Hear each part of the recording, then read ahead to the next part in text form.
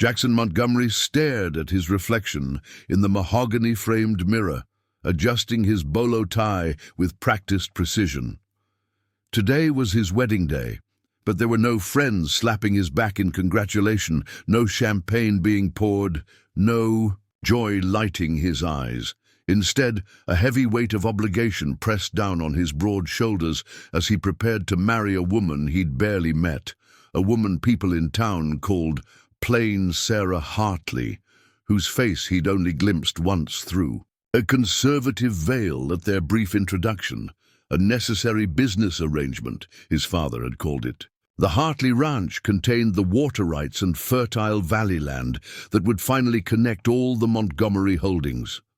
Old man Hartley was dying, and with no sons to inherit, his spinster daughter would soon control one of the most strategic properties in Willow Creek Valley. 2,000 acres of prime Montana grazing land, Jackson, his father had reminded him, not to mention the clearest, most reliable water source in 3 counties. Before we jump back in, tell us where you're tuning in from, and if this story touches you, make sure you're subscribed, because tomorrow I've saved something extra special for you. The Montgomery estate sprawled across 8,000 acres of Montana rangeland, with a white columned main house visible for miles across the open prairie. Inside that imposing structure, 34-year-old Jackson Montgomery stood in his childhood bedroom, feeling like a stranger despite having grown up within these walls. His custom-tailored black suit felt restrictive in the June heat that seemed to radiate from within rather than without. The heavy footsteps in the hallway announced his father's approach long before the door swung open. Walter Montgomery filled the doorframe with his commanding presence, 6'4", broad-shouldered even at 65, with a full head of silver hair, and eyes as calculating as they had been in his prime when he'd built Montgomery Cattle into the largest operation in 3 states. "You clean up well," Walter said, his version of approval. "The Hartleys will be here within the hour." Jackson met his father's gaze in the mirror. "We haven't discussed terms." Walter's eyebrow arched slightly. "Terms?" For this arrangement. Jackson turned to face his father directly. "If I'm sacrificing my future for Montgomery Cattle, I want something in return." A smile played at the corner of Walter's mouth, the same smile he wore when closing a particularly advantageous deal. "I'm listening. After the wedding, I want full control of the North Valley expansion. No oversight, no weekly reports. My project, my way." Walter studied his son for a long moment before extending his hand. "Deal." Jackson shook it, feeling not triumph but resignation. The North Valley project had been his passion for years. Sustainable grazing practices, modern water management, a model for what cattle ranching could be in the 21st century. Now it would be his consolation prize for an unwanted marriage. "And, Father," Jackson added, dropping his hand, "after today, don't expect me to play the dutiful son at your business dinners anymore. This arrangement costs me more than it costs you." Walter's face hardened. "You think I don't know about sacrifice? I built this empire from nothing. Everything I've done has been for the family legacy." "Legacy," Jackson finished. "I know. You've said it enough times." The doorbell's chime echoed through the house, saving them from further conversation. Walter straightened his own tie. "That'll be them. Come downstairs in 5 minutes." When the door closed behind his father, Jackson turned back to the mirror. The man who stared back looked nothing like the ranch manager who rode for hours checking fence lines, who slept under the stars during calving season, who had earned the respect of every hand by working alongside them. This man looked trapped.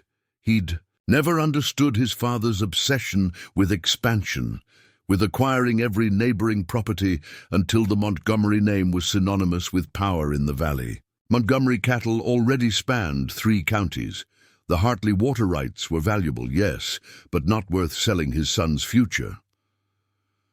5 minutes later, Jackson descended the grand staircase to find his father conversing with Robert Hartley.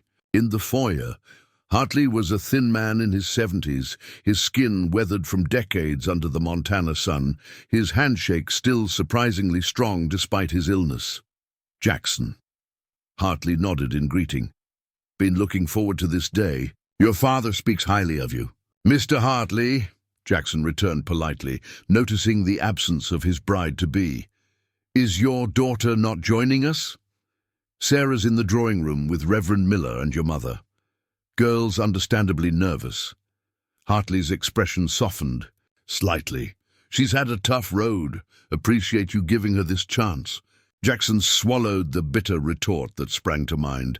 It wasn't Hartley's fault, not really. The old rancher was dying, pancreatic cancer, according to local gossip, and worried about his daughter's future. In his generation, marriage was still the surest protection a father could arrange. The drawing room fell silent when Jackson entered. Reverend Miller stood by the fireplace, Bible in hand, looking uncomfortable in the formal setting. Jackson's mother, Eleanor, sat on the settee, her perfectly coiffed blonde hair and designer dress creating an image of aristocratic refinement she'd cultivated since marrying into the Montgomery fortune. And beside her sat a woman in a simple white dress, her face partially concealed by a conservative veil that covered her from forehead to chin.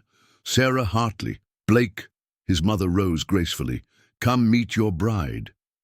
Sarah stood as he approached, and Jackson was struck by her posture, straight-backed, chin raised, despite the veil that obscured her features. She extended her hand, not in the passive gesture of a woman expecting her hand to be kissed, but in the firm greeting of an equal.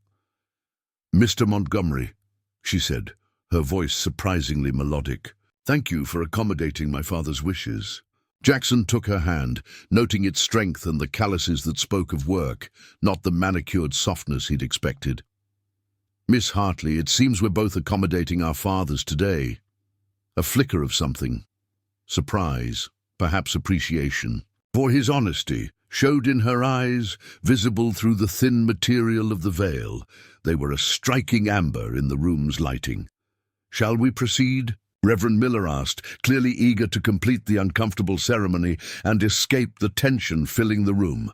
The wedding itself was brief, a sterile exchange of vows before the necessary witnesses, with no music, no flowers, no celebration. Jackson found himself studying Sarah throughout, trying to glimpse the person beneath the formal responses and the veil. She was tall, nearly reaching his 6-foot height, with auburn hair visible at the edges of her head covering. When the Reverend pronounced them husband and wife, Jackson hesitated before the customary kiss. Sarah solved the dilemma by offering her hand instead. He took it, feeling oddly grateful for her pragmatism. "Congratulations," Walter declared as signatures were affixed to certificates. "Robert, why don't we handle the property transfers in my study? Eleanor, perhaps you could show Sarah to her room." "Actually," Jackson interrupted, "I thought I'd show my wife around the property." He emphasized the word wife slightly, watching his father's reaction. "Since this is her home now." Walter looked momentarily nonplussed, but recovered quickly. "Of course, the paperwork can wait until dinner." "If that's agreeable to you," Jackson said to Sarah, suddenly realizing he was making assumptions. "I'd like—" "Oh, that," she replied, her eyes studying him with open curiosity. Once outside, Jackson led them not toward the manicured gardens, but toward the working part of the ranch. The stables, the equipment barns, the staff housing. The June heat enveloped them immediately, but Sarah showed no discomfort despite her formal attire. "Not the typical wedding day tour," she observed as they walked. "I thought you might appreciate seeing the substance of the place rather than the show parts," Jackson replied. "Since we're not pretending this is a typical wedding day." Sarah's laugh surprised him, genuine and warm. "Direct, aren't you? That's refreshing after months of people tiptoeing around everything." They reached the main stable where the scents of hay, leather, and horses created a familiar perfume that had always centered Jackson more than any meditation practice could. Tom, the stable manager, looked up in surprise from where he was adjusting a saddle. "Boss, didn't expect you today of all." His words faltered as he noticed Sarah, his eyes flicking to her veil before he recovered. "Ma'am, congratulations on your wedding day." "Thank you," Sarah replied, stepping forward without hesitation. "Do you mind if I meet some of these beautiful animals?" Tom glanced at Jackson, who nodded. "Of course not, ma'am. This here's Thunderbolt, Mr. Jackson's personal mount. Spirited fellow, but gentle once he knows you." To Jackson's surprise, Sarah approached the stall confidently, speaking softly to the large chestnut quarter horse, who immediately extended his nose toward her. She stroked his muzzle with evident experience. "He's magnificent," she said, looking back at Jackson. "Do you ride often?" "Every day when I'm not traveling," Jackson admitted. "Do you ride, Mrs. Montgomery?" The name felt strange on his tongue. "I practically grew up on horseback," she replied, continuing to stroke Thunderbolt, "though our operation is smaller than yours, more focused on breeding than beef production." Jackson leaned against the stable wall, reassessing his new wife. "You work your family's ranch?" "Since I was 16, she confirmed, much to my father's initial dismay. He had more traditional aspirations for me. Preparing and narrating this story took us a lot of time, so if you are enjoying it, subscribe to our channel. It means a lot to us. Now back to the story." Tom, sensing the personal turn of conversation, excused himself to other duties. When he was out of earshot, Jackson asked the question that had been pressing on his mind. "Why did you agree to this arrangement? Sarah, you don't seem like someone who would accept being traded for water rights." Sarah was quiet for a long moment, her attention seemingly focused on Thunderbolt. "My reasons are my own for now, Mr. Montgomery, but I assure you they're substantial." She turned to face him directly. "I hope you'll extend me the same courtesy. I'm extending you, not assuming this is simply about obedience to a father's wishes." The statement hung between them, a declaration of boundaries that Jackson found himself respecting despite his frustration at the non-answer. "Fair enough, and please call me Jackson." "Then I'm Sarah," she replied. "Only my father calls me Sarah Ann, usually when he's displeased with me." They continued the tour, the conversation flowing more easily than Jackson had anticipated.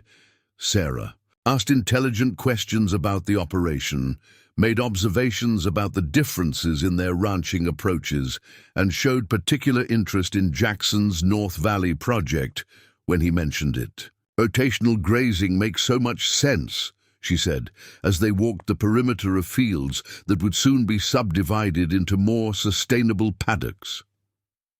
"Dad always said it was too labor-intensive, but the long-term benefits to both the land and the cattle seem worth the investment." "That's exactly my argument," Jackson agreed, surprised by her knowledge. "The initial setup costs are substantial, but within 3 years we should see improved soil health, better forage quality, and healthier cattle requiring fewer antibiotics." "Have you considered incorporating sheep as companion grazers?" Sarah asked. "They prefer different forage than cattle, which can help with weed control and further improve pasture diversity." Jackson stopped walking, studying her with new interest. "I have, actually. There's a section in my proposal about multi-species grazing as a Phase 2 implementation." He paused. "How do you know so much about this?" Sarah smiled, the expression visible as a movement beneath her veil. "Agricultural science degree from Montana State with a focus on sustainable livestock management. Did my father and yours neglect to mention that in their negotiations?" A startled laugh escaped Jackson. "They certainly did. My father described me as—" She hesitated. "As what?" Sarah's voice had an edge now. "The plain spinster daughter. The burden that needs to be settled before dear old Dad passes on." When Jackson didn't immediately respond, she nodded. "That's what I thought." They walked in silence for several minutes, approaching a ridge that overlooked much of the Montgomery property. The afternoon sun cast long shadows across the landscape, the cattle in the distance appearing as dark specks against golden grassland. "I'm sorry," Jackson finally said. "This whole situation is not what either of us would have chosen." Sarah's posture softened slightly. "No, it isn't, but we're here now." She gestured toward the view. "And there are worse places to be." Jackson found himself studying her profile. The veil moved slightly by the breeze. "May I ask about—" He gestured vaguely toward the veil. "The reason I'm wearing this." Sarah's hand moved reflexively toward the veil before dropping away. "Not yet. I'm not ready for that conversation." "All right." Jackson nodded, respecting her boundary. "But you should know, whatever is beneath that veil doesn't change who you've shown yourself to be today." Sarah turned to face him fully, studying him with an intensity that made him want to look away, but found he couldn't.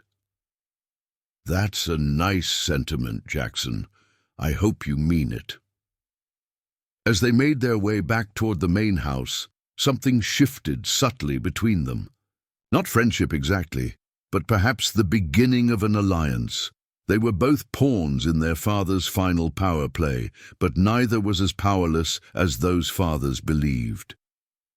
Dinner was a tense affair, with Walter and Robert exchanging satisfied glances as they discussed the water rights transfer and expanded grazing access as if the newlyweds weren't present. Eleanor made polite but distant conversation with Sarah, clearly uncertain how to relate to this unusual daughter-in-law. "Will you be removing the veil for the meal, dear?" Eleanor eventually asked during an awkward pause. "No, Mrs. Montgomery," Sarah replied pleasantly. "I've adapted to eating with it." Jackson noticed how deftly she maneuvered her fork and glass, minimizing the veil's interference. Years of practice, he realized. After dinner, Robert Hartley announced he would be returning to his own ranch. "Got an early start tomorrow," he explained, kissing his daughter's cheek through the veil. "You'll be fine here, Sarah Ann. The Montgomerys are good people." Jackson watched Sarah's composed farewell to her father, noting the complexity in her expression, love tinged with something harder to define. When Robert had departed, Walter raised his whiskey glass. "To new beginnings and stronger futures," he toasted. "Jackson, I've had the East Wing prepared for you and your bride." Eleanor touched Sarah's arm lightly. "I've had your things moved to the blue suite. I hope you'll find it comfortable." "Thank you," Sarah replied, then turned to Jackson with a question in her eyes. Jackson understood the unspoken communication. "Mother, father, it's been a long day. If you'll excuse us." As they climbed the stairs toward the East Wing, Jackson sensed Sarah's increasing tension. In the hallway outside the blue suite, he stopped. "You should know that I don't expect—" he began awkwardly. "I appreciate that," Sarah cut him off. "This marriage may have been arranged, but I'm not surrendering my autonomy." Jackson nodded. "I understand. Get some rest. Tomorrow will be an adjustment for both of us." Sarah's hand was on the doorknob when she paused. "Jackson, thank you for today, for treating me like a person, not a transaction." "You are a person," Jackson replied simply. "A surprisingly interesting one." That earned him a small smile visible at the edge of her veil before she disappeared into her room. Jackson continued down the hall to what had once been his childhood bedroom, now converted to a master suite. As he loosened his tie and sank into an armchair, he found himself more intrigued than resentful for the first time since his father had announced this arrangement. Who was Sarah Hartley Montgomery? What was she hiding? Not just beneath the veil, but behind her careful responses and controlled demeanor. And why would an educated, capable woman agree to this archaic arrangement? As Jackson drifted toward sleep, one certainty formed in his mind. Whatever game was being played here, he was missing crucial pieces of information. Tomorrow, he would begin discovering what they were. Jackson woke before dawn, a habit ingrained from years of ranch work. For a moment, he forgot the previous days. Events until memory rushed back. The ceremony, the veil, the woman now sleeping down the hall who was legally his wife. He dressed quickly in work clothes, rather than the business attire his father preferred. If he was going to navigate this new reality, he needed the comfort of routine, the physical demands of ranch work to clear his head. The kitchen was quiet when he entered, but Martha, the housekeeper who had been with the Montgomerys for 20 years, was already preparing coffee. "Morning, Martha," Jackson greeted her, reaching for a mug from the cabinet. "Mr. Jackson," she acknowledged with a nod, then hesitated. "I set out 2 breakfast trays. Wasn't sure if you'd want to eat with Mrs. Montgomery privately." The title sounded foreign to his ears. Mrs. Montgomery was his mother, not the stranger he'd married yesterday. "Just mine for now. I'm heading out to check the north pasture fencing." Martha nodded, relief evident in her expression. The household staff was clearly as uncertain about the new arrangement as he was. Jackson had just finished his coffee when movement in the doorway caught his attention. Sarah stood there, dressed not in what he'd expected, perhaps a robe or nightgown, but in jeans, boots, and a practical button-down shirt. The veil was still in place, though a simpler version than yesterday's. "Good morning," she said, her voice clear in the quiet kitchen. "I hope I'm not interrupting." Martha turned, surprise evident on her face, before she schooled her expression. "Mrs. Montgomery, I was just about to bring your breakfast upstairs."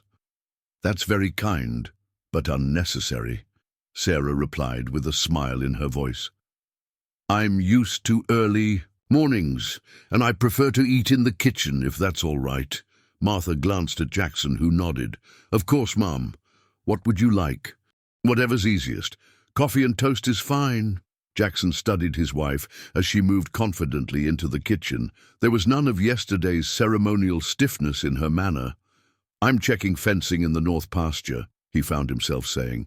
"Would you like to join me, get a better sense of the operation?" Surprise flickered in Sarah's visible eyes, followed by what looked like genuine pleasure. "I'd like that, if you're sure I won't be in the way." "Bring her back for lunch, Mr. Jackson," Martha interjected. "Your father wants to discuss the press announcement at noon." Jackson suppressed a groan. Of course, Walter would want to publicize the merger of the Montgomery and Hartley interests through his son's marriage. Everything was business to Walter Montgomery.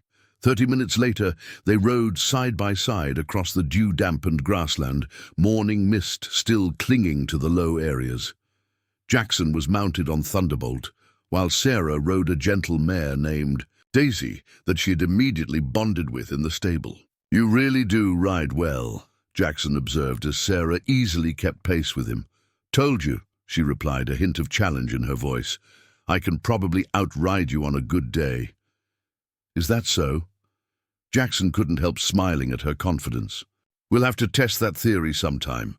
They reached the north pasture fence line, where several sections had been damaged in a recent storm. Jackson dismounted and began examining the posts, Sarah joining him without being asked. "Hand me those wire cutters," he asked, gesturing to the saddlebag on Thunderbolt. Sarah retrieved them, then watched his technique for a moment before saying, "I can help. This would go faster with 2 people." Jackson paused, assessing her. Women who offered to help with fence repair were rare in his experience. "All right. You've done this before?" "Since I was 12, she confirmed, taking a pair of gloves from her own pocket. Dad couldn't afford as many ranch hands as he needed. They worked in companionable silence for nearly an hour, falling into a rhythm that spoke of Sarah's experience. Jackson found himself impressed by her strength and precision. She was clearly no dilettante playing at ranch work. "Can I ask you something?" he finally said as they moved to the next damaged section. "Depends on the question," Sarah replied, wiping sweat from her brow with her forearm, careful not to disturb the veil. "The agricultural science degree. Why come back to ranching afterward?" Most people with those credentials end up in research or corporate agriculture. Sarah considered the question as she knelt to secure a wire to a post. I love the land, she said finally. Not the abstract idea of it, but this specific land, these specific animals, the rhythm of seasons, the problem-solving, even the hard parts. She glanced up at him. You understand that, don't you? Otherwise, you'd be in an office in Helena, not out here fixing fence lines yourself. Jackson nodded, struck by how accurately she'd read him. My father never understood that. He sees the ranch as an asset, a business to be optimized and expanded. I see it as a living thing, Sarah finished for him. Something to work with, not just extract from. Exactly. Jackson helped her to her feet, their eyes meeting in a moment of genuine connection. Which makes me wonder even more why you agreed to this arrangement. You could have found work on any ranch in Montana with your qualifications. Sarah's expression closed slightly. The Hartley Ranch is more than just land to me. It's home, and sometimes protecting home requires compromise. Before Jackson could press further, the distant sound of an approaching vehicle drew their attention. A cloud of dust marked the approach of his father's distinctive black truck. Speak of the devil, Jackson muttered. Walter Montgomery pulled up beside them, surveying their work with a critical eye before exiting the vehicle. Didn't expect to find you out here, he directed at Sarah, making no effort to hide his surprise at her work clothes and dirty gloves. Mrs. Montgomery was kind. Enough to assist me, Jackson replied before Sarah could. She's quite knowledgeable about ranch operations. Walter's eyebrows rose slightly. Is she now? Well, I need you both back at the house. The Chronicle reporter will be there at noon for the announcement. What announcement? Jackson asked, though he already knew. Your marriage, of course? It's significant news. The union of two of the county's oldest ranching families. Walter turned to Sarah. You'll want to clean up, I'm sure. Eleanor has some appropriate outfits if you need something more suitable. Jackson felt Sarah stiffen beside him, her posture straightening, as if preparing for battle. Thank you, Mr. Montgomery, but I have my own clothes. I'm sure they'll be perfectly adequate. Walter's gaze lingered on her veil. And will you be wearing that for the photographs? Father, Jackson warned, stepping slightly forward. It's all right, Sarah said calmly. Yes, Mr. Montgomery, the veil stays. If that's a problem for your press coverage, I'm afraid you'll have to manage without my presence. Walter's jaw tightened, but he merely nodded curtly. 1 hour, he reminded them before returning to his truck. When the dust from his departure had settled, Jackson turned to Sarah. I'm sorry about that. Don't apologize for him, Sarah replied, removing her gloves. I've had a lifetime of people reacting to the veil. I'm used to it. That doesn't make it right. Sarah studied him for a moment. No, it doesn't, but it's reality. She gathered Daisy's reins. We should head back. The ride to the house was quieter than their outbound journey, a new tension hanging between them. Jackson found himself angry on Sarah's behalf, but also increasingly curious about what lay beneath the veil and the careful composure she maintained. At the house, they parted ways to prepare for the press meeting. Jackson showered quickly and changed into the outfit his mother had predictably laid out for him, pressed slacks, a button-down shirt, and a sport coat that projected the image of a modern rancher rather than a cowboy. When he descended to the formal living room, his parents were already there, his mother fussing with flower arrangements while Walter reviewed notes for his statement. The tension in the room was palpable. Is this really necessary? Jackson asked. A simple announcement in the paper would suffice. This merger deserves proper attention, Walter replied without looking up. The Chronicle reaches the entire region. This positions Montgomery cattle as the dominant force in western Montana ranching. This merger, Jackson repeated, emphasizing the word. Not my marriage. Walter finally met his son's gaze. Your marriage is the vehicle for the merger. Don't Pretend it's anything else. And what about Sarah in all this? Have you considered how this spotlight might affect her? Sarah Hartley agreed to the terms, Walter dismissed. Robert assured me she understands her role. Jackson was about to respond when Sarah herself appeared in the doorway, and the words died in his throat. She wore a simple blue dress that complemented her figure, her veil arranged elegantly around her face, a new one in deep blue with subtle silver embroidery that matched her outfit perfectly. She looked poised, beautiful, and utterly composed. Mrs. Montgomery, Eleanor rose, clearly relieved that Sarah had chosen appropriate attire. "You look lovely." "Thank you," Sarah replied politely, then turned to Walter.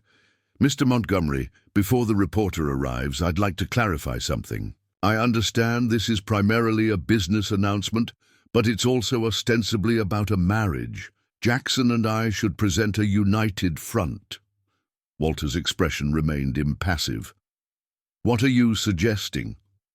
"Simply that Jackson and I should both speak, albeit briefly. The reporter will expect to hear from both of us." Sarah's voice was calm but firm. "Otherwise, the story becomes about a business deal rather than a marriage, which could raise unnecessary questions." Jackson watched his father calculating, reassessing Sarah as she stood her ground. Finally, Walter nodded. "A brief statement from each of you, then. Nothing controversial." "Of course," Sarah agreed, then glanced at Jackson with the slightest hint of a smile. Jackson moved to stand beside her, lowering his voice. "You don't have to do this." "Yes, I do," she replied quietly, "for reasons that go beyond today." Before he could question her further, Martha appeared to announce the reporter's arrival. What followed was a carefully choreographed performance. Walter expounding on the historic significance of the union between the Montgomery and Hartley ranches, Eleanor providing warm but vague comments about welcoming Sarah to the family, Jackson offering practiced responses about honoring ranching traditions while looking to the future. When it came to Sarah's turn, she surprised them all with her poise and eloquence, speaking about agricultural sustainability and the responsibility of stewardship that both families shared. She avoided any mention of her veil, though Jackson noticed the reporter's eyes continually darting toward it. "Mrs. Montgomery," the reporter finally asked, "if you don't mind my asking, the veil is an unusual choice. Is there a story behind it?" A brief silence fell over the room. Eleanor looked mortified, Walter irritated. Jackson was about to intervene, when Sarah responded with remarkable composure.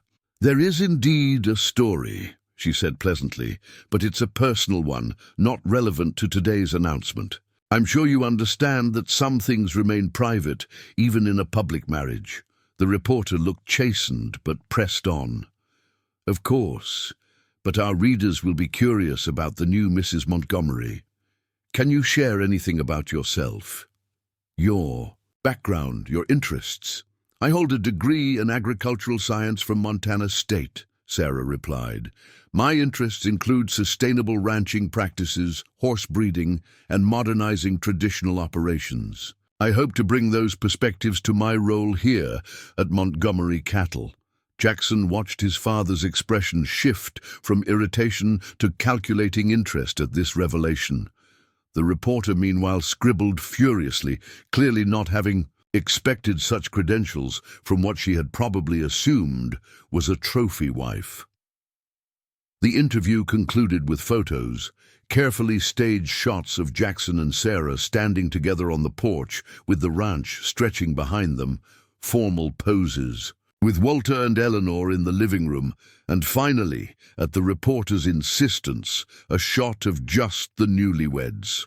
"Could you maybe—" The photographer gestured vaguely towards Sarah's veil. "The veil stays," Jackson said firmly, before Sarah could respond. "My wife's appearance is not up for negotiation." The photographer looked startled, but quickly recovered. "Of course, just a standard request for clearer facial expressions." Throughout the awkward moment, Jackson felt Sarah's hand tighten slightly on his arm. Not in distress, he thought, but in gratitude. When the reporter and photographer finally departed, Walter immediately retreated to his study with a terse comment about checking cattle futures. Eleanor excused herself to oversee lunch preparations, leaving Jackson and Sarah alone in the formal living room. "Thank you," Sarah said quietly, "for what you said to the photographer." Jackson shrugged. "It was the truth. Your choices aren't up for public discussion. Still, most people wouldn't have—" She trailed off, moving to look out the large window that overlooked the front grounds. "This isn't easy for anyone involved." Jackson joined her at the window. "You handled it well. Better than I expected." "You mean better than the plain, sheltered spinster should have been able to?" There was no bitterness in her tone, just a wry observation. "That's not what I meant. But it's what you thought yesterday, isn't it? Before you knew me." She turned to face him directly. Jackson considered denying it, then opted for honesty. "I didn't know what to think. My father presented this as a charity case, almost a favor to your father." Sarah laughed softly, the sound surprising in its genuine amusement. "Walter Montgomery doesn't do favors without significant return on investment." She studied Jackson for a moment. "You really don't know, do you?" "Know what?" She seemed about to answer when Martha appeared in the doorway. "Lunch is served in the garden room when you're ready." "Thank you, Martha." "We'll be right there," Jackson replied, frustration building at the interrupted conversation. When they were alone again, he turned back to Sarah. "Know what?" Sarah shook her head slightly. "Not now. After lunch, perhaps we could ride out to the North Valley boundary, see this expansion project you're planning." Jackson recognized the deliberate change of subject, but decided not to push. "All right, but this conversation isn't over." "No," Sarah agreed softly. "It's just beginning."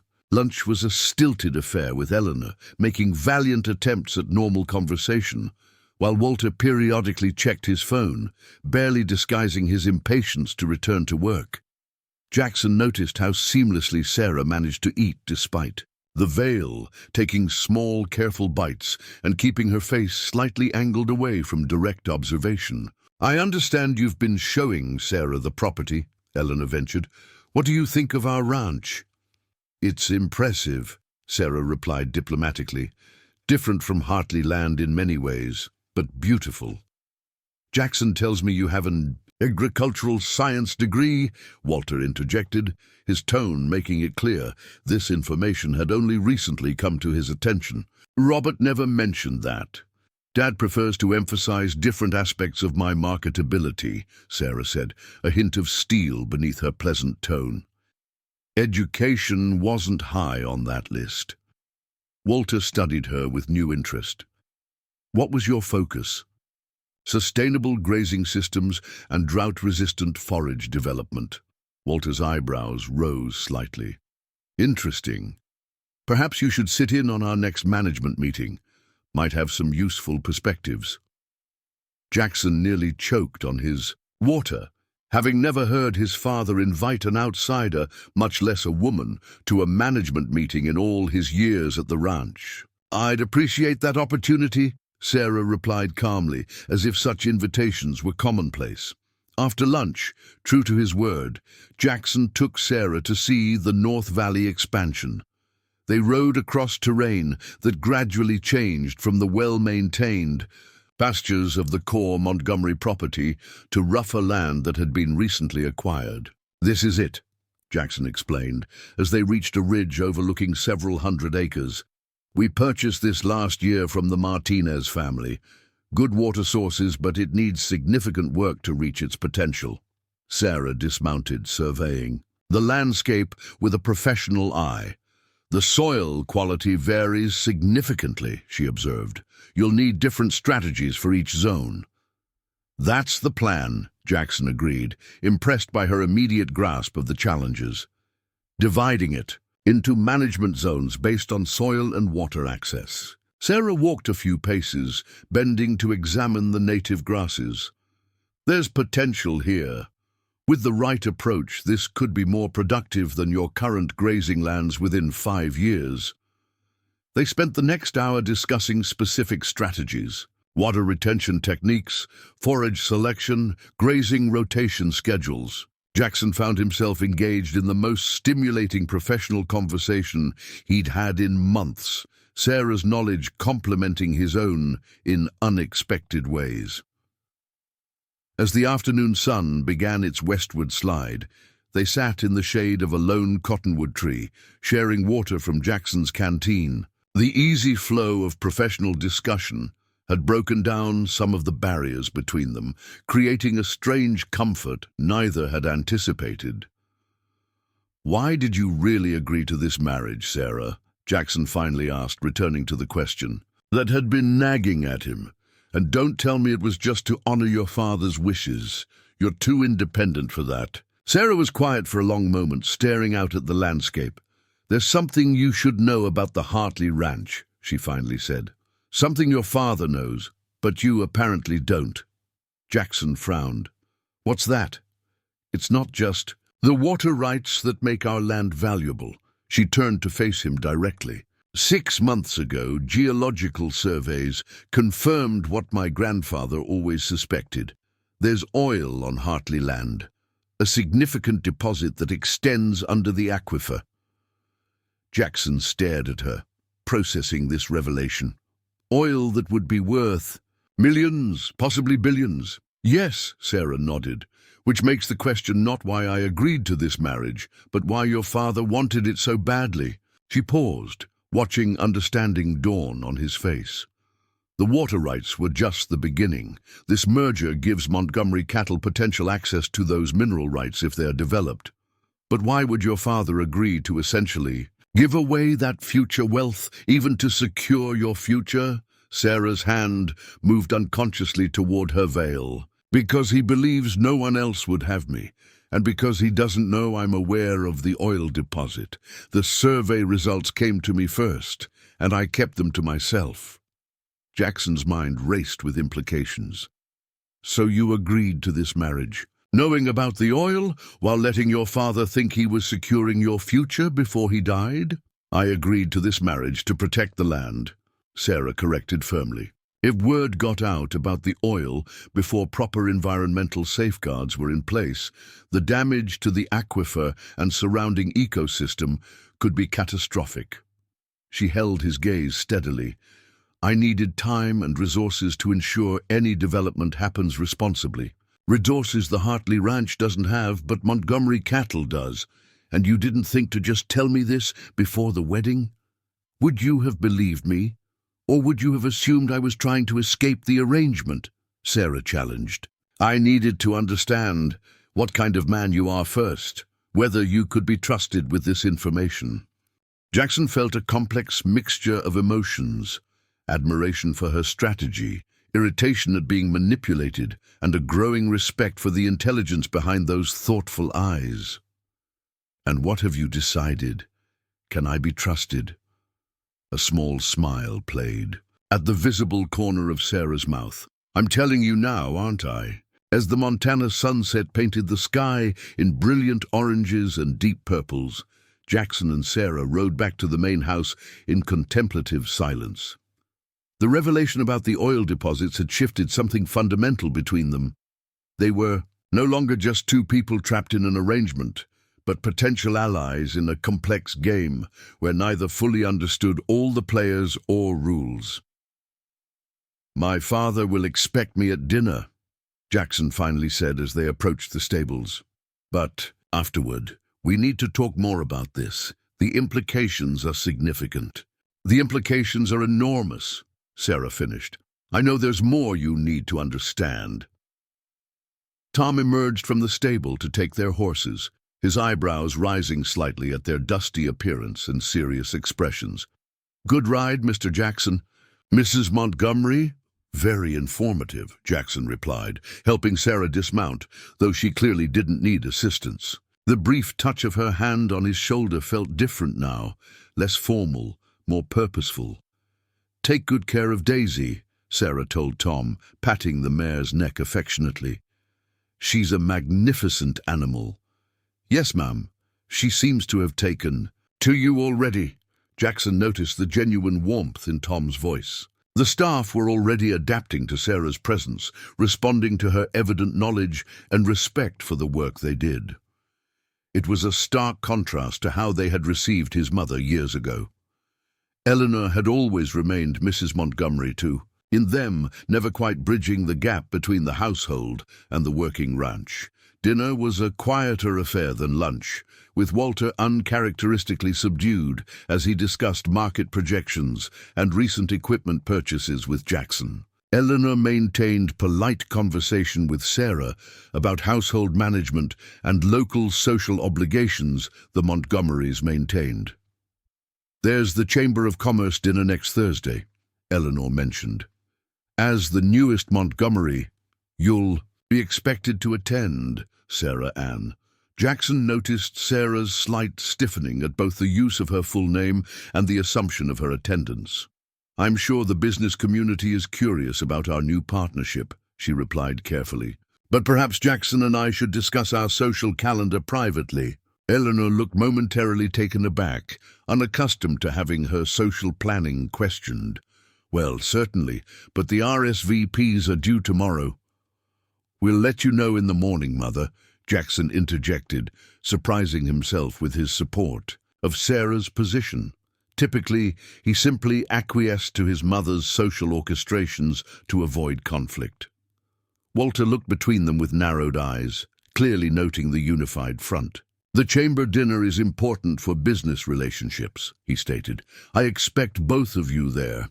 "We understand its importance," Sarah replied before Jackson could speak. "We'll certainly take that into consideration." Jackson suppressed a smile at the diplomatic non-answer that somehow managed to neither agree nor openly defy his father. Walter, unused to such subtle resistance, merely grunted and returned to his meal. After dinner, Walter retreated to his study with brandy and his tablet, while Eleanor excused herself to make phone calls. Jackson caught Sarah's eye and tilted his head slightly toward the back terrace. She nodded almost imperceptibly and followed him through the French doors into the warm evening air. The terrace overlooked carefully manicured gardens that eventually gave way to the natural Montana landscape beyond. High-end outdoor furniture created comfortable seating areas currently lit by subtle landscape lighting that cast a warm glow over the space. "My father doesn't know that you know about the oil," Jackson said once they were seated, keeping his voice low despite being outdoors. "He thinks he's manipulating both you and your father." "Yes," Sarah agreed, "and it's essential he continues to believe that for now." "Why? Why not confront him directly?" Sarah leaned forward slightly, her visible eyes intent. "Because once he knows I'm aware of the deposit's value, the power dynamic shifts. Right now, he believes he's dealing with a naive rancher's daughter who accepted this marriage out of desperation. That perception gives me room to maneuver." Jackson studied her with new appreciation. "You're playing a long game." "I have to," she replied simply. "The deposit extends under the main aquifer that feeds both our ranches and 3 neighboring properties. Improper extraction could contaminate water that thousands of cattle and several communities depend on. But responsible development is possible with the right approach and investment," Jackson continued her thought, "which requires capital that Hartley Ranch lacks. But Montgomery cattle has in abundance," Sarah confirmed. "Exactly. My father refused to even consider exploring the possibility because of the environmental risks. He's old school, believes ranching is the only honorable use of the land.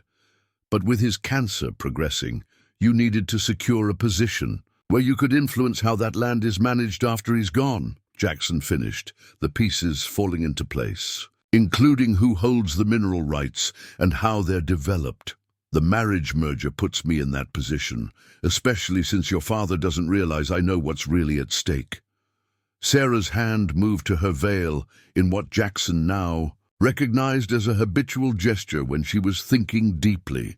"The question now is, where do you stand?" The directness of the question caught Jackson off guard. You're asking if I'm with you or my father in this? I'm asking if you care about doing this right, protecting the water, the land, and the people who depend on both while still developing resources that could benefit everyone involved. Her gaze was steady, evaluating, or if profit is the only consideration that matters, as it seems to be for Walter.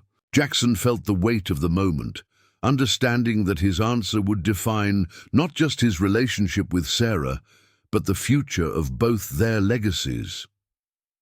The North Valley Project is about sustainable practices, because I believe responsibility to the land comes first, he said finally. Profit that destroys what we're meant to steward isn't profit at all.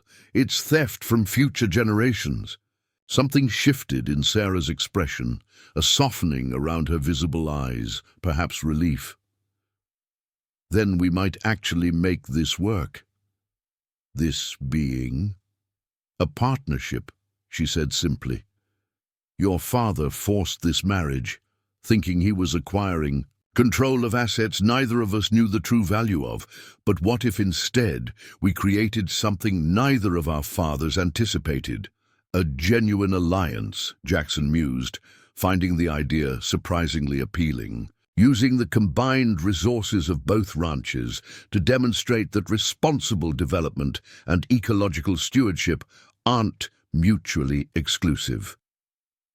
It would mean standing up to your father, Sarah warned. Walter Montgomery doesn't strike me as a man who easily relinquishes control. Jackson laughed without humor. That's the understatement of the century. He's been the unchallenged emperor of Montgomery cattle for 4 decades. And yet, Sarah observed, he gave you complete control of the North Valley expansion. That suggests he respects your capabilities, even if he doesn't always agree with your methods. The observation was perceptive, highlighting a dynamic Jackson, himself often overlooked in his frustration with his father's domineering approach. It was my condition for agreeing to this marriage, he admitted. But you're right, he wouldn't have agreed if he didn't trust my judgment on some level. A comfortable silence fell between them as night fully descended, the stars emerging with the spectacular clarity only possible far from city lights. The situation remained complicated, the future uncertain, but Jackson felt something he hadn't expected. Hope that this forced union might evolve into something meaningful. There's something I need to ask, he said finally. Something I've been wondering since yesterday. Sarah's posture tensed slightly. The veil, not what's beneath it, Jackson clarified quickly. That's your story to share when or if you choose. But how long have you worn it? It seems so integrated into your life. Sarah's hand rose unconsciously to touch the edge of the veil. Since I was 21, she replied after a moment. 8 years now. And no one questioned it? In college or professional settings? People always question it, she said with a hint of weariness. They just don't always do so directly. I became adept at deflection, at redirecting attention to my work rather than my appearance. It helped that I excelled academically, gave people something else to focus on. Jackson nodded, understanding better now her composure during the press interview. You've had a lot of practice handling public scrutiny. Necessity is an excellent teacher, Sarah replied with a slight smile. Though I admit marriage puts me in a new category of visibility I'm still adjusting to. For what it's worth, Jackson said carefully, I think you handled the reporter better than anyone could have expected. Even my father was impressed, though he'd never admit it. High praise indeed, Sarah laughed softly. Speaking of your father, he'll be wondering why we're out here having such an extended conversation on our 2nd day of marriage. The implication hung in the air between them, bringing a sudden awareness of their unusual situation. Legally married strangers, now conspirators in a plan neither had anticipated yesterday. Let him wonder, Jackson decided. But you're right. We should continue this conversation somewhere more private. The study in the East Wing is rarely used by anyone but me. They made their way through the house, nodding politely to Eleanor. who watched them pass with poorly concealed curiosity. The East Wing study was Jackson's personal retreat, bookshelves filled with agricultural texts and environmental science journals, rather than the hunting trophies and business biographies that dominated his father's study. "This feels more like you," Sarah observed, taking in the space with evident appreciation. "The rest of the house has my mother's influence, but this room is the one place you don't have to be Walter Montgomery's son," Sarah finished. "Just yourself." Sarah moved to examine the bookshelves, running her fingers along the spines. Holistic Management by Alan Savory, Dirt to Soil by Gabe Brown. "You've been studying regenerative agriculture for some time." "Since college," Jackson confirmed, "though my father dismisses most of it as impractical idealism." "Yet he gave you control of the North Valley expansion," Sarah reminded him, selecting a book and paging through it. "Perhaps he's more open to new approaches than you give him credit for. Or he's letting me experiment on a relatively small portion of the ranch to prove it won't work on a large scale," Jackson countered, pouring 2 glasses of water from a carafe on his desk. "Walter doesn't relinquish control without a strategic purpose." Sarah accepted the water with a thoughtful nod. "Like father, like son." "What does that mean?" "Just that your condition for this marriage, control of the North Valley expansion, shows similar strategic thinking." She smiled slightly. "Which is encouraging given what we're up against." Jackson conceded the point with a rueful smile. "So what's our next move? We can't exactly keep having secret strategy sessions without raising suspicions." "We don't need to," Sarah replied, seating herself in one of the comfortable leather chairs. "As newlyweds, we have every reason to spend time together. Even better, we have legitimate professional collaboration on the North Valley expansion as cover for our discussions. While we develop a plan for the oil deposit," Jackson nodded, appreciating her forethought. "But there are still variables we can't control. Your father's health, for one." Sarah's expression sobered. "The doctors give him 3 to 6 months. When he passes, his ownership stake in Hartley Ranch transfers to me, including the mineral rights. That's when my father will likely make his move to consolidate control, and we need to be ready before that happens. With a comprehensive plan for sustainable development that's too compelling to dismiss," Jackson concluded. "Exactly. One that addresses environmental protections, profit sharing with affected neighbors, and community benefits." Sarah leaned, forward, clearly in her element, discussing strategy and planning. "The key is to have everything in place before Walter realizes I know about the oil." Jackson found himself admiring not just her intelligence, but her passion and ethical compass. This was no simple business arrangement for Sarah. It was a mission to protect something she deeply valued. "Why did you trust me with this?" he asked suddenly. "You took an enormous risk telling me about the oil. I could have immediately told my father." Sarah considered him thoughtfully before answering. "The way you spoke about the land yesterday and today, not as a possession but as a responsibility, the respect you show your workers, how you defended me to the photographer without hesitation." She paused. "Small things that reveal character. I've learned to be observant over the years." Something warm and unexpected unfurled in Jackson's chest at her words. The feeling of being truly seen and understood, perhaps for the first time in years. "There's something else you should know," Sarah continued, setting down her water glass, "about my father's condition and his motivations for this arrangement." "I'm listening." "The cancer has affected his cognitive function in recent months. His decisions haven't always been sound." Sarah's voice held carefully controlled emotion. "When your father approached him about the merger through marriage, Dad was having a particularly difficult week.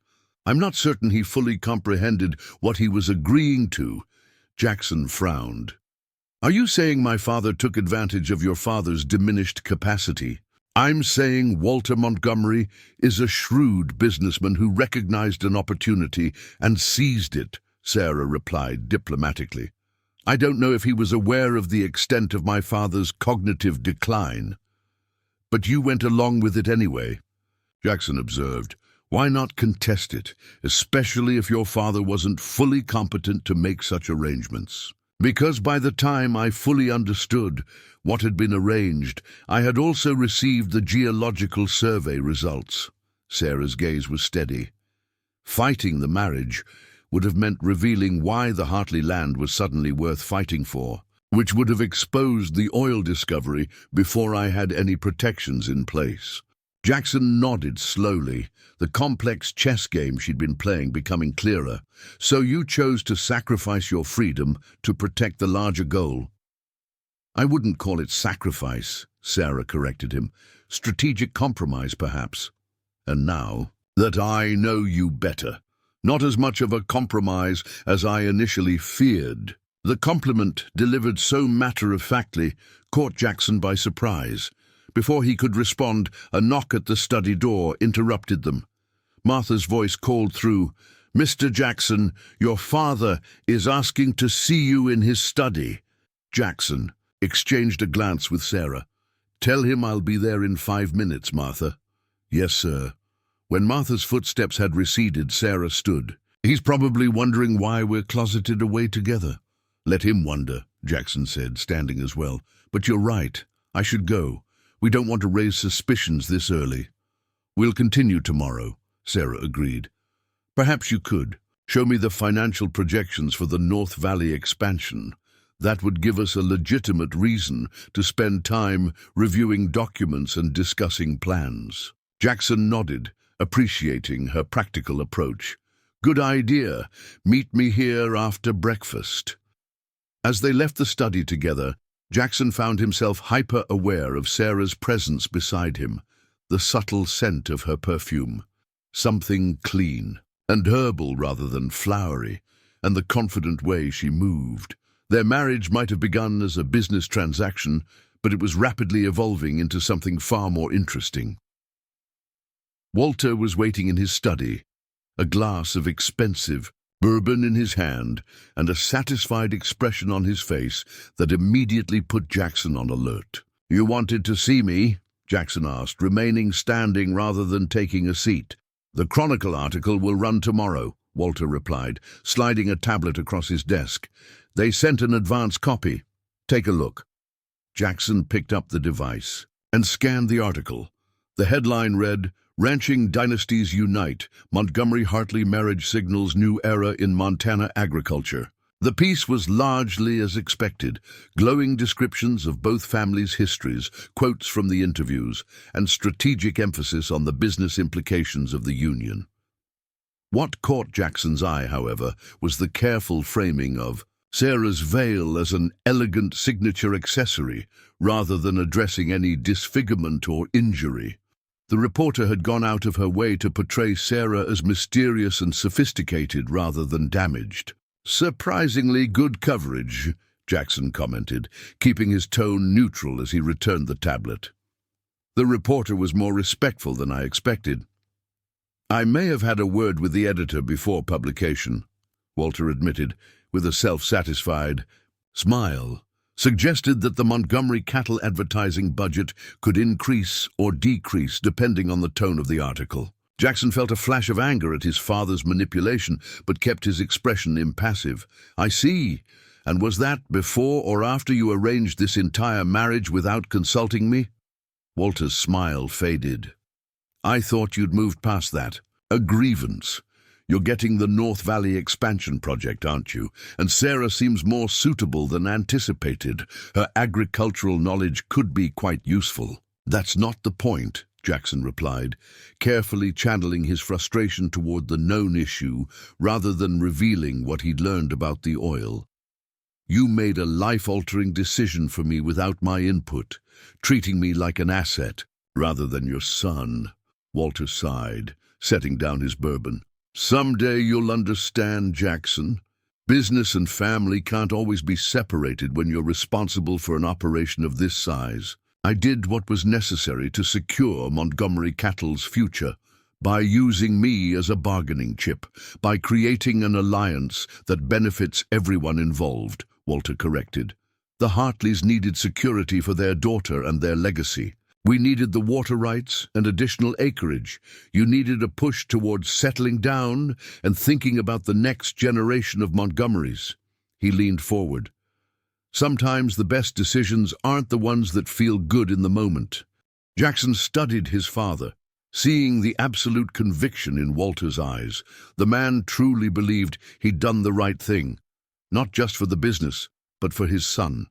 In his own domineering way, Walter Montgomery thought he was being a good father. "I should get back to Sarah," Jackson said finally, choosing not to continue an argument neither would win. "We were discussing the North Valley project." Walter's eyebrows rose slightly. "Already talking business with your bride? That was quick. She has relevant expertise," Jackson replied evenly. "And since you've made her my wife, I might as well benefit from her knowledge." A pleased expression crossed Walter's face. "That's the pragmatic thinking I like to see. Make the best of the situation." "Good night, Father," Jackson said, turning to leave before his expression could betray his thoughts. "Jackson!" Walter called as he reached the door. "I know this isn't how you would have chosen to start a marriage, but give it time. You might find Sarah Hartley brings unexpected value to Montgomery cattle and to your life." Jackson nodded, without commenting, closing the door behind him with careful restraint. His father had no idea just how accurate that prediction might prove to be, though not in the way Walter intended. As Jackson walked back toward the East Wing, his thoughts were filled with the complexities of his new situation. 24 hours ago, he had been a reluctant groom, marrying a stranger out of family obligation. Now he was a co-conspirator with that same woman, planning to challenge his father's authority and remake both their inherited legacies. And somewhere, amid the strategic discussions and revealed secrets, Jackson had begun to genuinely like Sarah Hartley Montgomery, her intelligence, her courage, her principles. The veil that had initially seemed the most notable thing about her now barely registered in his awareness. What remained to be seen was whether they could truly trust each other when the stakes inevitably rose higher. For now, their interests aligned, but Jackson had learned through years of watching his father's business dealings that alliances could fracture when tested by pressure or opportunity. As he neared Sarah's door, he paused, tempted to knock and continue their conversation. But it was late, and they both needed time to process the day's revelations. Tomorrow would be soon enough to begin building their partnership in earnest. The question that followed Jackson to his own room, however, remained unanswered. Was this unexpected connection with Sarah merely strategic convenience, or the beginning of something neither of them had anticipated when they reluctantly spoke their vows? Morning arrived with the distant lowing of cattle and the rich aroma of coffee wafting through the East Wing. Jackson woke earlier than usual, his mind already racing with plans and possibilities that had crystallized during the night. The revelations of the previous day had transformed his perspective. His unwanted marriage now represented an unexpected opportunity to reshape both families' legacies.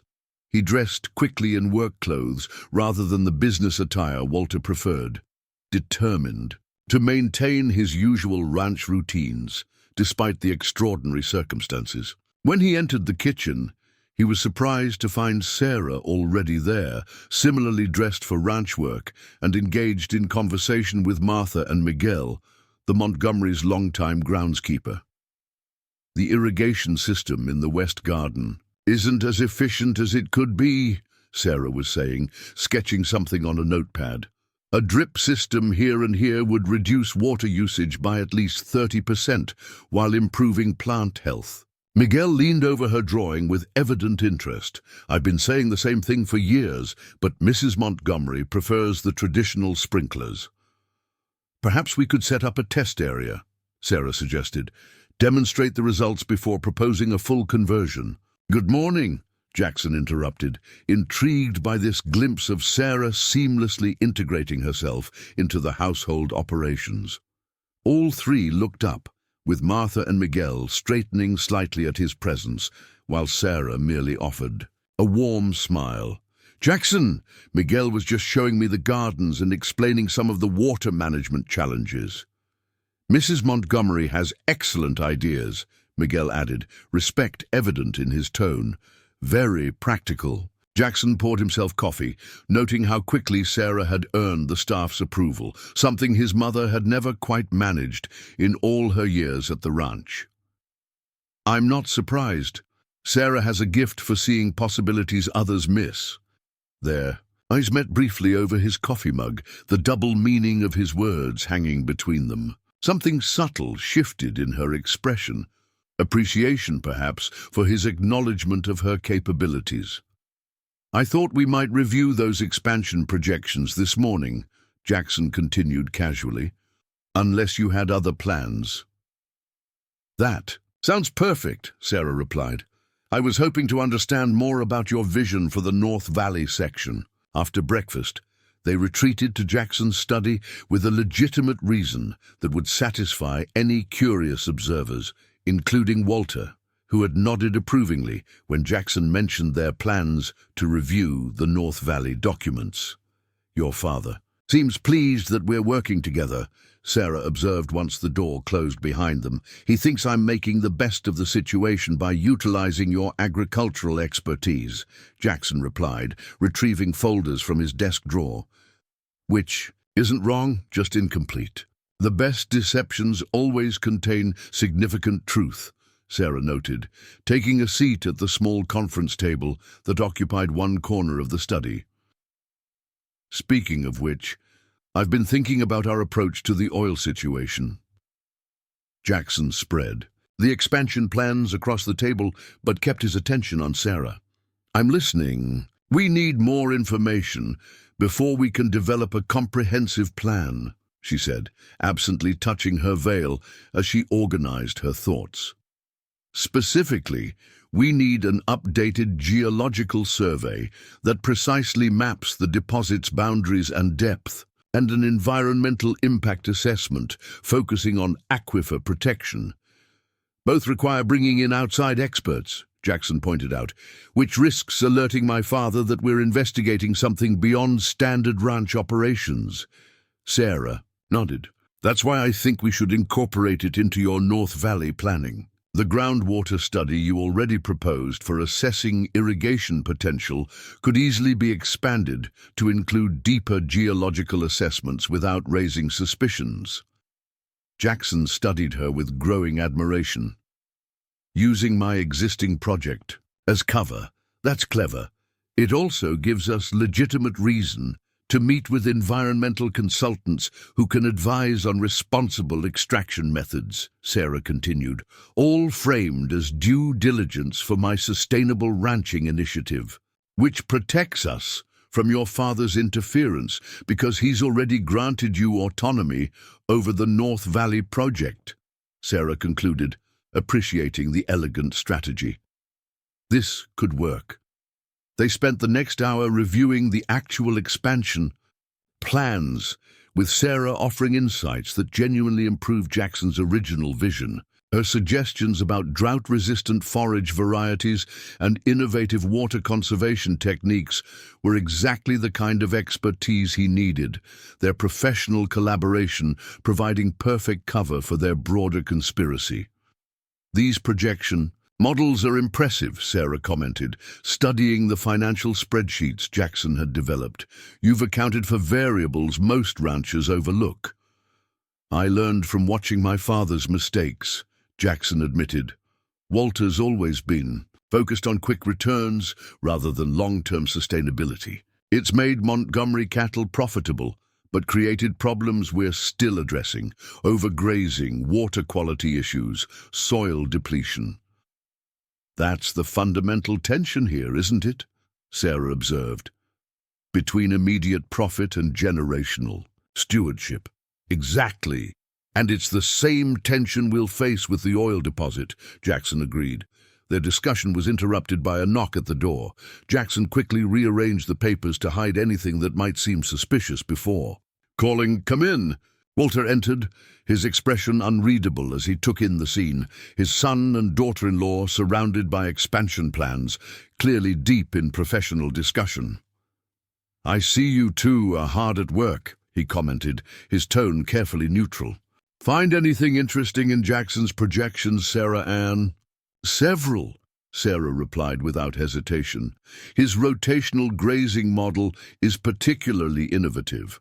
I was just suggesting some refinements based on research from my graduate studies." Walter nodded slowly, his calculating gaze moving between them. "I'm pleased to see you taking such interest in ranch operations. Many women in your position would be more concerned with redecorating their new home." Jackson tensed at the condescension in his father's tone, but Sarah merely smiled. "Different interests for different people, Mr. Montgomery. I've always found agricultural science more compelling than interior design." "Clearly," Walter replied, his eyes lingering briefly on her veil before returning to Jackson. "I need you in the south pasture this afternoon. The new bull delivery is arriving, and I want your assessment before we finalize payment." "Of course," Jackson agreed, recognizing both the legitimate request and his father's subtle reassertion of authority. "Sarah, would you like to join me? Your breeding expertise could be valuable." A flash of surprise crossed Walter's face before he masked it. "That's not necessary. I'm sure Sarah has other matters to attend to." "Actually, I'd be very interested," Sarah countered smoothly. "Cattle genetics was one of my research focuses. At Montana State, unless you'd prefer I not participate, Mr. Montgomery." The challenge was subtle but unmistakable. Walter found himself in the awkward position of either explicitly excluding his new daughter-in-law or accepting her involvement in what had traditionally been male-dominated ranch business. "By all means," he finally conceded with a tight smile. "Two expert opinions are better than one. The delivery is expected at 2.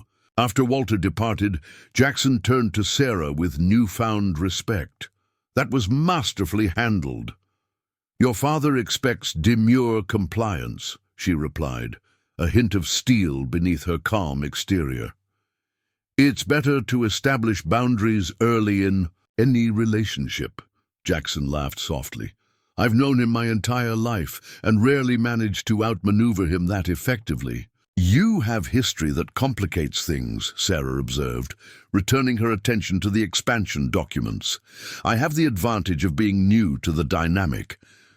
They continued their work until lunch, developing both the legitimate expansion plans and, in carefully coded language, their strategy for investigating the oil deposit. By the time they joined Eleanor in the dining room, they had established a clear timeline and division of responsibilities that would appear entirely focused on sustainable ranching to any outside observer. Eleanor seemed surprised by their animated discussion of agricultural techniques, but made valiant attempts to participate.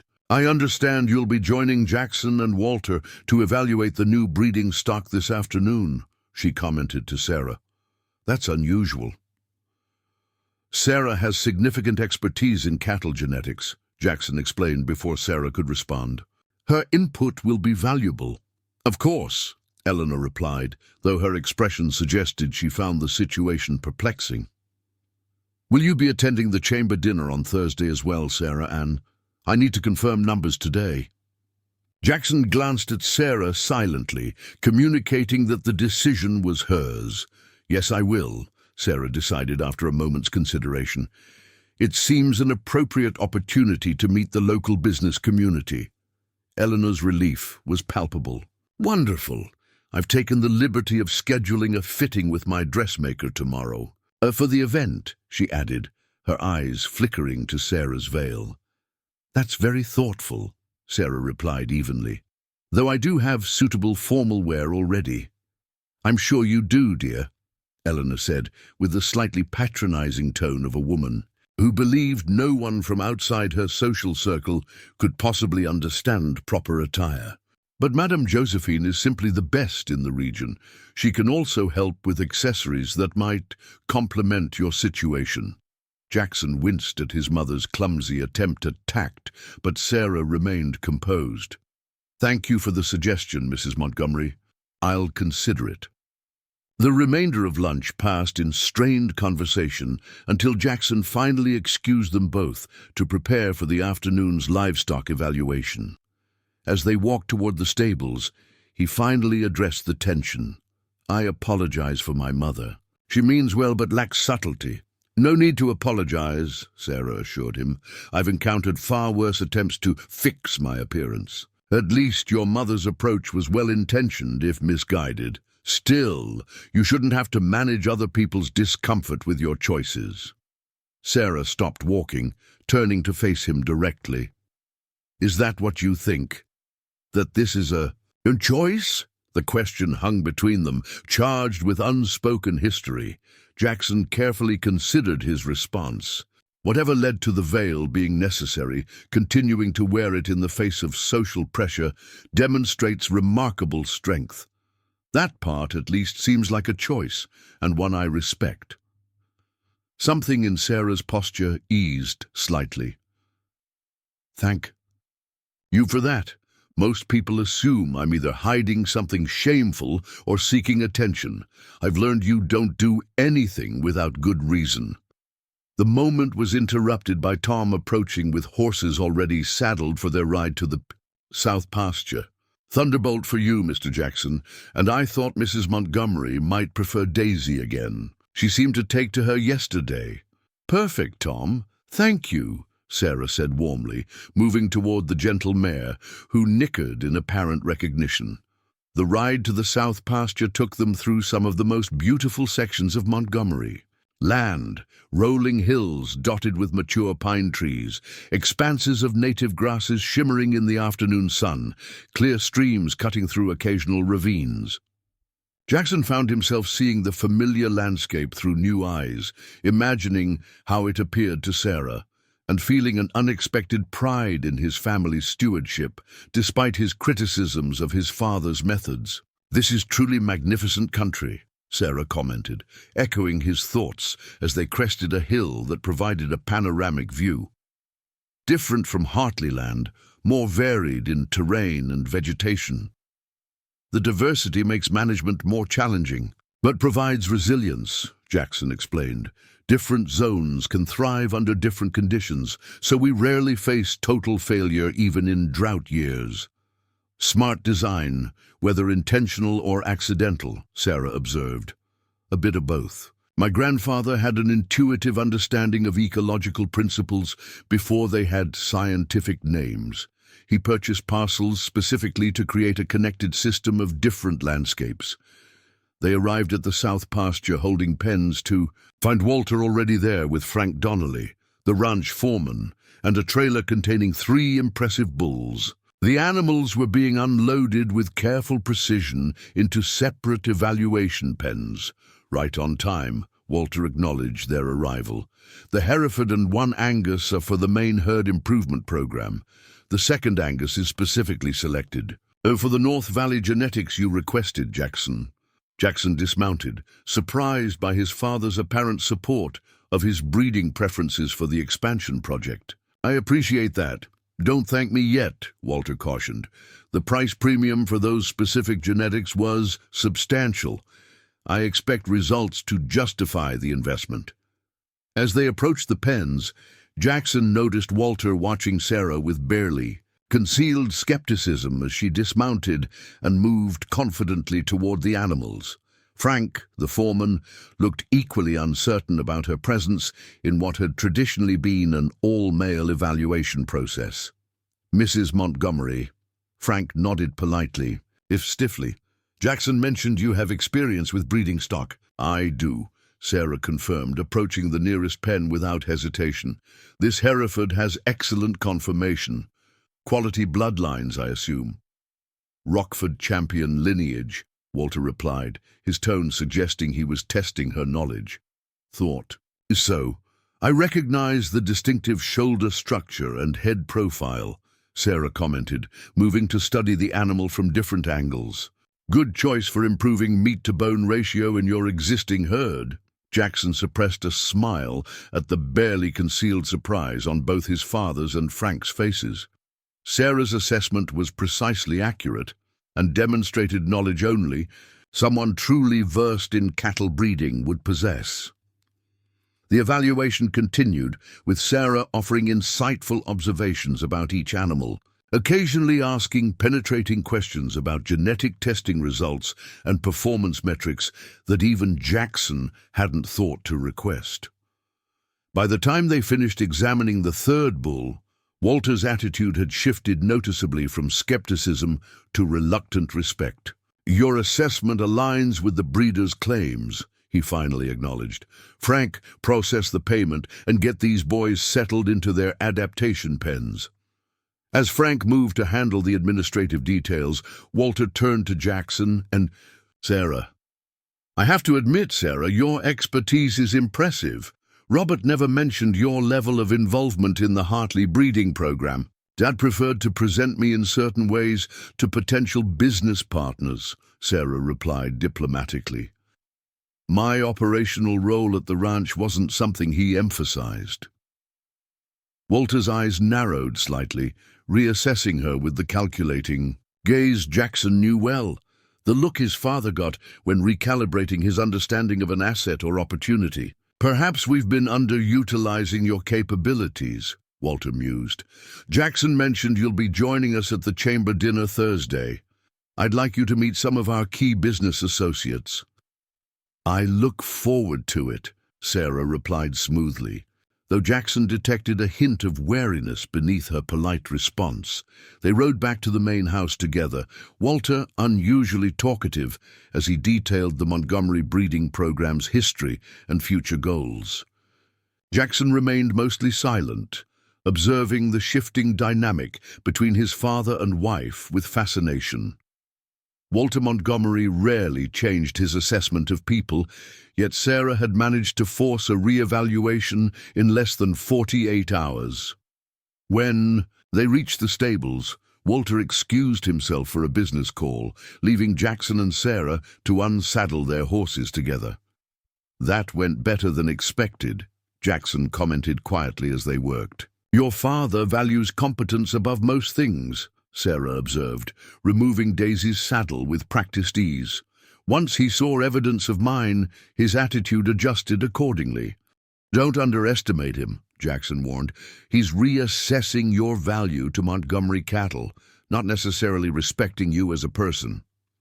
"I'm counting on that," Sarah replied with a slight smile.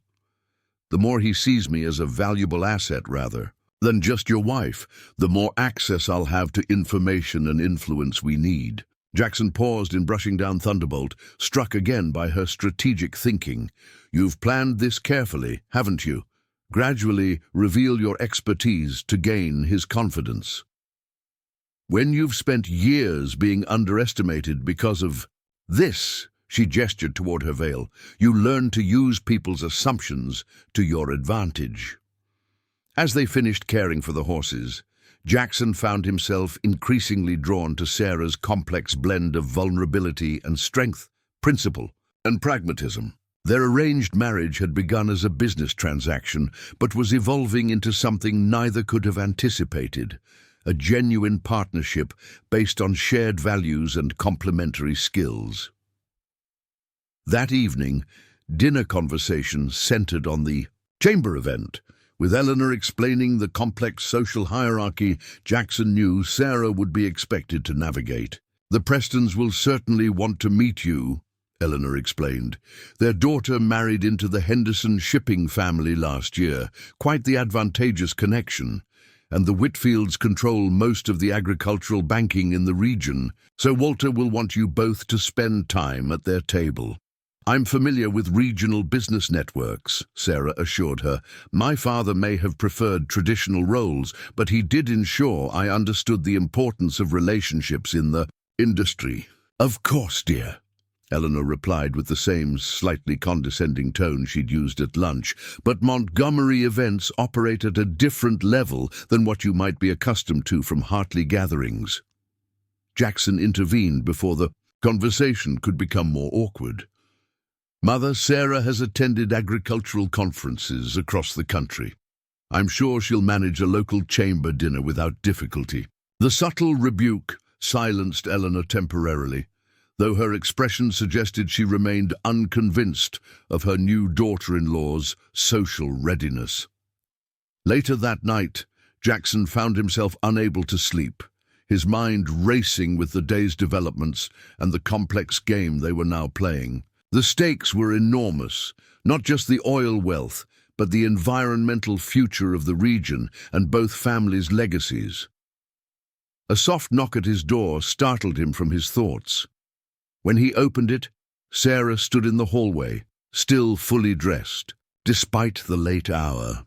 "I'm sorry to disturb you," she said quietly, "but I've been thinking about our timeline, and there's something we need to discuss that couldn't wait until morning." Jackson stepped back, inviting her into his room with a gesture, crossing a boundary that suddenly seemed both significant and natural. "What is it?" Sarah entered, her expression troubled behind her veil. "I received a call from my father's doctor while you were meeting with Walter this evening. Dad's condition has deteriorated more rapidly than expected. They're giving him weeks now, not months." "Weeks," Jackson repeated, processing the gravity of this development. "That changes everything." Sarah nodded, her composed exterior showing small cracks of genuine distress. "We don't have the luxury of the timeline we discussed earlier. If my father passes before we have our plans in place, Walter will move quickly to assert control." "How certain is the prognosis?" Jackson asked, gesturing for her to sit in one of the armchairs by the window. "Dr. Winters has been treating Dad for over a year. He's been conservative in his estimates until now." Sarah sank into the chair, the weight of the situation evident in her posture. "The cancer has spread to his liver. They're transitioning him to palliative care only." Jackson poured water from the carafe on his nightstand, handing her a glass before taking the opposite chair. The intimacy of the late-night conversation in his bedroom wasn't lost on him, but the urgency of their situation overshadowed any awkwardness. "We need to accelerate everything," he said after a moment's consideration. "The environmental assessment, the updated geological survey, all of it."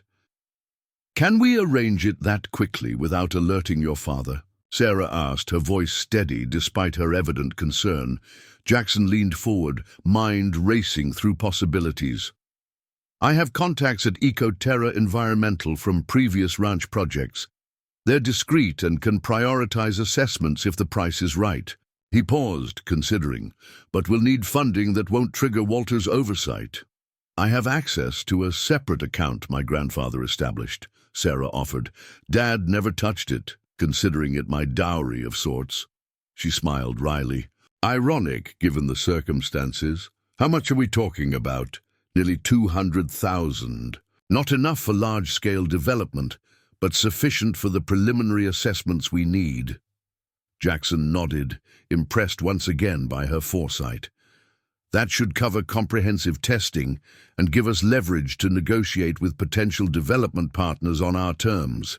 "I'll need to visit the Hartley Ranch tomorrow," Sarah said. "Check on my father and access some documentation we'll need. Would that raise suspicions if I went alone?" "Not if we frame it right." Jackson considered their options.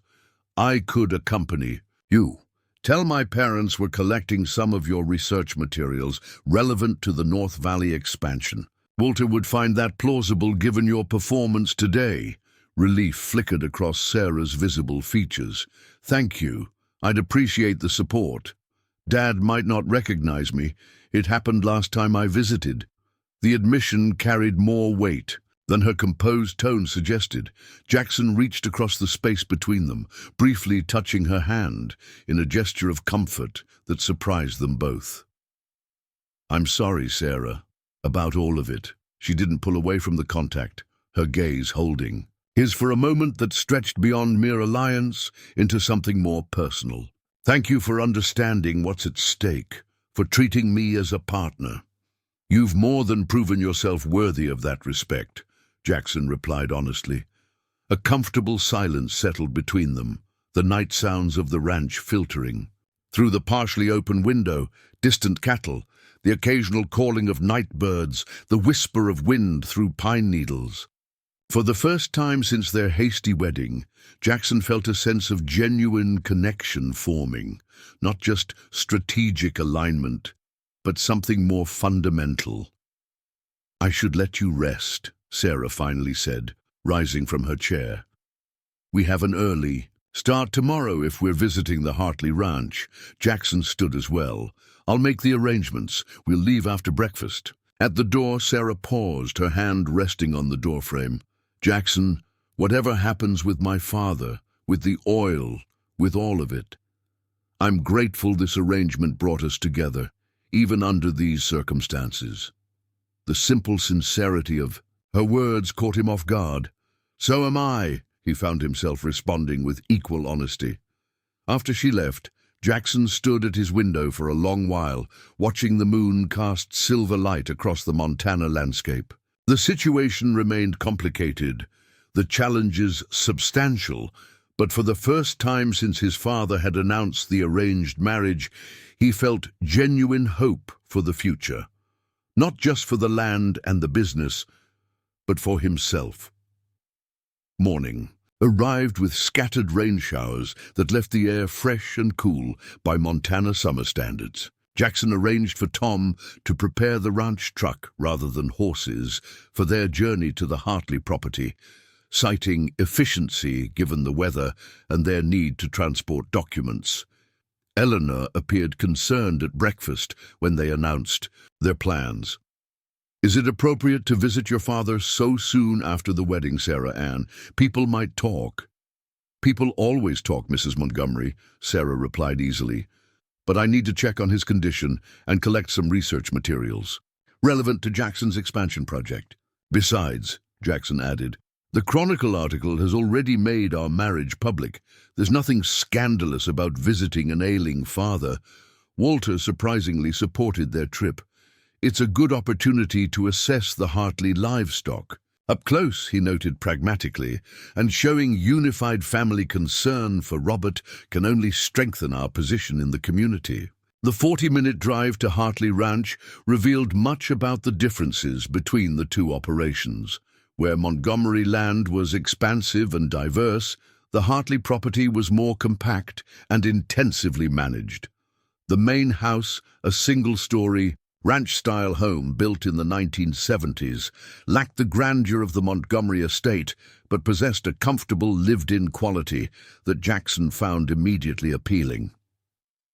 Matilda Jenkins, the nurse now providing full-time care for Robert Hartley, greeted them at the door with evident relief. He's having one of his better mornings, she informed Sarah quietly, recognized me right away and asked about the cattle count from yesterday. That's encouraging, Sarah replied, though her tone suggested she'd learned not to place too much. Hope in temporary improvements. Matilda, this is my husband, Jackson Montgomery. The nurse appraised Jackson with frank curiosity. Good to meet you, Mr. Montgomery. Sarah's daddy has been asking about you. This surprised both of them. He remembers the wedding, Jackson asked. In his way, Matilda hedged. Some days are clearer than others. Best to follow his lead when you talk to him. Robert Hartley was propped up in a hospital bed that had been installed in what was clearly once his home office. Large windows provided a view of grazing land and the distant barn complex. Despite the evident weight loss and pallor that marked serious illness, the old rancher maintained an aura of dignity and determination. There she is, Robert called as Sarah entered, his voice weaker but still carrying the authoritative tone Jackson remembered from their brief interactions. Bring your new husband to show him around, did you? Yes, Dad. Sarah approached the bed, leaning down to kiss his cheek through her veil. Jackson wanted to see the Hartley operation up close. Robert turned his attention to Jackson, his gaze Surprisingly sharp. You're treating my girl right, Montgomery. I'm doing my best, sir, Jackson replied honestly, stepping forward to shake the older man's outstretched hand, noting its frailty despite the firm grip. Still got that veil on, I see, Robert commented to Sarah, though maybe being married might change your mind about that. Jackson felt Sarah tense beside him, but her voice remained gentle. We've discussed this before, Dad. The veil stays. Your choice, I suppose, always was stubborn. Robert shifted his attention back to Jackson. Your father thinks he got the better end of our deal, son. The direct statement caught Jackson off guard. I believe he's satisfied with the arrangement, he answered carefully. Robert laughed, the sound dissolving into a brief coughing spell that Matilda quickly helped him manage. When he recovered, a knowing gleam lit his eyes. Of course he is. Harrison Montgomery never makes a bad deal, or so he thinks. Jackson exchanged a glance with Sarah, uncertain how to interpret this comment given Robert's cognitive state. Was this just rambling? Or did the old rancher understand more than they'd assumed? Dad, I need to collect some research materials from my office, Sarah said, and check on a few ranch matters. Will you be all right with Jackson for a few minutes? I've faced tougher company, Robert quipped. Go on with your business. The boy and I will get acquainted. When Sarah had left with a concerned backward glance, Robert gestured for Jackson to sit in the chair beside the bed. She told you yet? About what's under the south pasture? Jackson's pulse quickened. You mean the oil deposit? So she did tell. You? Robert nodded with apparent satisfaction. Good. Needs someone with sense to help her manage what's coming. You knew she was aware of the survey results? Jackson asked, reassessing everything he'd understood about the situation. Robert reached for the water glass on his bedside table, his hand trembling slightly. Of course I knew. Girl can't hide much from me, veil or no veil. Saw the papers in her desk when looking for my medication list. His eyes, despite the illness clouding them, fixed on Jackson with surprising clarity. Question is, whose side are you on, boy? Your father's or the land's? The distinction struck Jackson as profound in its simplicity. The land's, sir, always has been. Robert studied him for a long moment before nodding slowly. Maybe I underestimated you then. Thought you were just another Montgomery suit playing cowboy when convenient. Many people make that mistake, Jackson replied, without rancor. Sarah didn't, Robert observed. Said you understood stewardship in ways your father never will. He leaned back against his pillows, fatigue evident in his features. I'm not long for this world, Montgomery. Cancer's seen to that. But I'll die easier knowing my Sarah found an ally, not just a husband. The use of Sarah's name without her middle name carried weight, reminding Jackson that despite their complex dynamic, Robert genuinely cared for his daughter in his own way. I give you my word, Mr. Hartley. We'll protect the land and the water, whatever it takes. Good. Robert's eyes drifted toward the window, toward the land his family had worked for generations. Your father thinks he bought himself an oil field with some cattle thrown in. Let him keep thinking that until you're ready. When Sarah returned, carrying a leather portfolio and several computer drives, her father had drifted into a light sleep. Did he stay lucid? She asked quietly as they prepared to leave. Remarkably so, Jackson confirmed, waiting until they were outside to elaborate. He knows about the oil, Sarah, and he knows that you know. She stopped beside the truck, surprise evident in her posture. That's impossible. I never told him. He found the survey papers on your desk, and from what he said, he approves of you keeping it from Walter and developing a protection strategy.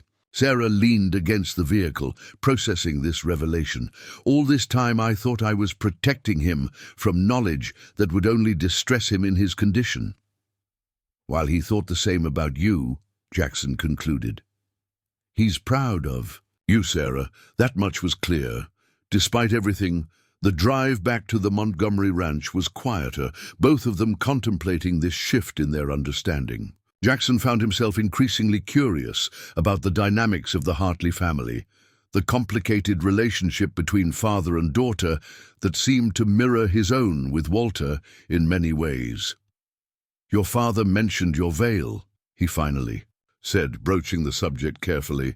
"It seemed like an ongoing point of contention between you." Sarah continued watching the landscape pass outside her window for several moments before responding. "Dad never understood my decision to wear it. He saw it as giving power to what happened rather than moving beyond it." Jackson kept his eyes on the road, sensing she might say more if not directly observed. "And you see it differently?" "I see it as reclaiming power," she replied, her voice steady. "Making a visible choice rather than having others define me by their reactions to what they see." The distinction was profound, revealing more about Sarah's character than any direct explanation of the veil's purpose could have. Whatever lay beneath the covering, her choice to wear it represented strength rather than concealment, a declaration of self-determination that Jackson found himself respecting even more deeply. As they drove over the final ridge that overlooked the Montgomery ranchlands, the setting sun broke through the clouds, casting golden light across the valley. Jackson pulled the truck to a stop at the scenic overlook, a decision made without conscious thought. "I'd like to show you something," he said simply. Sarah looked at him with curious eyes, but followed when he exited the vehicle and walked to the edge of the overlook. The view was breathtaking, both their properties visible in the distance, connected by the winding silver ribbon of the river that nourished them both. "This is where our lands meet," Jackson explained. "Where the water flows from your mountains through my valley. Neither could thrive without the other." Sarah stood beside him, taking in the view. "It's beautiful. I used to come here when I needed perspective," Jackson admitted. "When my father's demands felt overwhelming, or when I questioned my place in all of this." They stood in silence for a moment, the wind gently stirring Sarah's veil. When she finally spoke, her voice was soft but determined. "Jackson, there's something I need to show you." She turned to face him directly. "Something you deserve to know before we go any further with our plans." He turned toward her, recognizing the significance of the moment. "You don't have to—" "Yes, I do," she interrupted gently. "This partnership we've formed, it requires complete trust, and that means no more secrets between us." With steady hands, she reached up and slowly removed the veil that had defined her in the eyes of others for so long. Jackson found himself holding his breath, not from apprehension about what might be revealed, but from awareness of the profound trust she was placing in him. The sunset illuminated her face clearly, revealing not a disfigurement, as he had been led to expect, but striking beauty. Her left cheek bore an intricate pattern of scars, not random or horrific, but deliberate and somehow magnificent.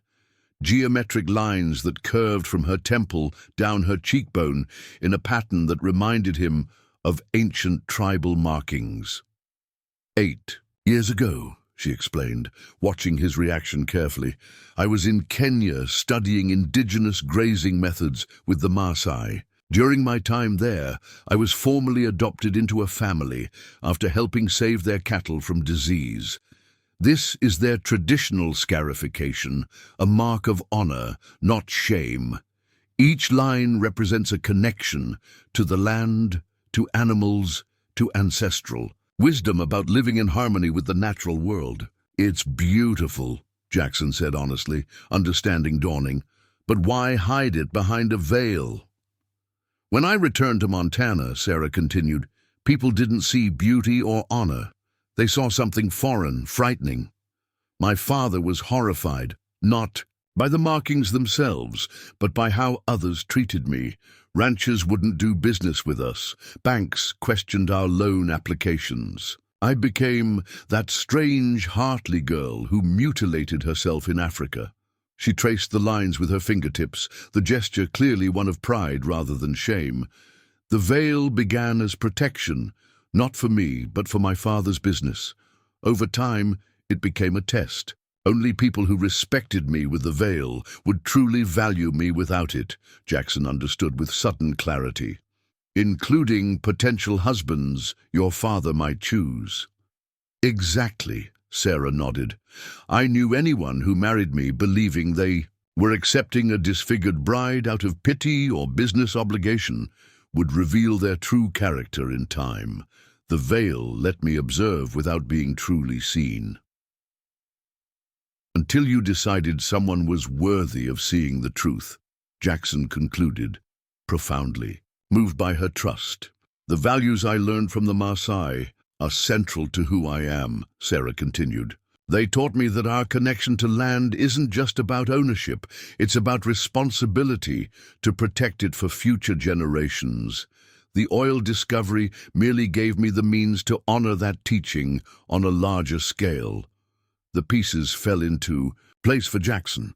Her passionate commitment to environmental protection, her strategic patience, her willingness to enter an arranged marriage for the greater purpose of land stewardship.